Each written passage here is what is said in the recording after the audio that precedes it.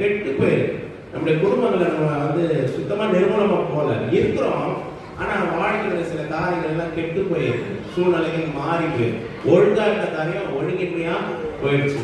தெளிவா இருந்த காரியம் இப்ப வெறுமையாக மாறிடுச்சு. நல்லா தாங்க இருந்தது, எல்லாமே கரெக்டா தான் இருந்துச்சு. ஆனா இப்ப என்ன ஆயிடுச்சு, ஏதோ ஒரு ஒழுங்கின்மை வந்துச்சு. எங்கேயோ நம்ம என்ன பண்ணிருக்கிறோம், சில காரியங்களை மிஸ் பண்ணி இருக்கிறோம். அந்த ஒழுங்கின்மை வெறும் வாழ்க்கையில வந்துச்சு. இதுக்கு தீர்வு இல்லையா? கண்டிப்பா இருக்கிறது. ஹல்லேலூயா. ஆனா எந்த அளவுக்கு நம்ம அதுக்காக நம்ம வேலை செய்யறோமோ, எந்த அளவுக்கு ஒர்க் பண்றோமோ, அந்த அளவுக்கு தான் நம்ம ஜெயத்தை பெற்றுக்கொள்ள முடியும். ஒழுங்கின்மை வெறுமையை நம்ம ஏற்றுக்கொண்டுட்டா வாழ்க்கையின் கடைசி வரைக்கும் அப்படிதான் இருக்கும். ஒழுங்கின்மை வெறுமைக்கு எதிராக நம்ம செயல்படவும் முடியும். ஒழுங்கின்மையும் வெறுமையும் நம்ம ஏற்றுக்கொள்ளவும் முடியும். நமக்கு என்னதான் இருக்கு. ஹல்லேலூயா.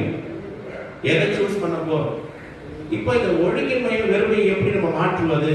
3வது வசனம் சொல்லுது பாருங்க. தேவன் வெளிச்சம் உண்டாக கடவுள் என்றார், வெளிச்சம் உண்டாயிற்று. இது எப்படி சரி பண்ணார் ஆண்டவர்? அவருடைய வார்த்தையை கொண்டு சரி பண்றாரு. வெளிச்சம் உண்டாக, சொல்லுங்க எல்லாரும், வெளிச்சம். எல்லாம் கூட்டது. வெளிச்சம் உண்டாக கடவுது. என்ன அர்த்தம்? என்ன ஆண்டவர் என்ன வார்த்தை கொடுத்திருக்காருன்னா, என்ன அதுக்கு அர்த்தம் என்னன்னா, வார்த்தையை கொண்டு ஒழுங்கின்மையை சரி செய்யலாம். ஹல்லேலூயா. வசனத்தை கொண்டு ஒழுங்கின்மையை சரி செய்யலாம், வெறுமையை சரி செய்யலாம். கெட்டு போய்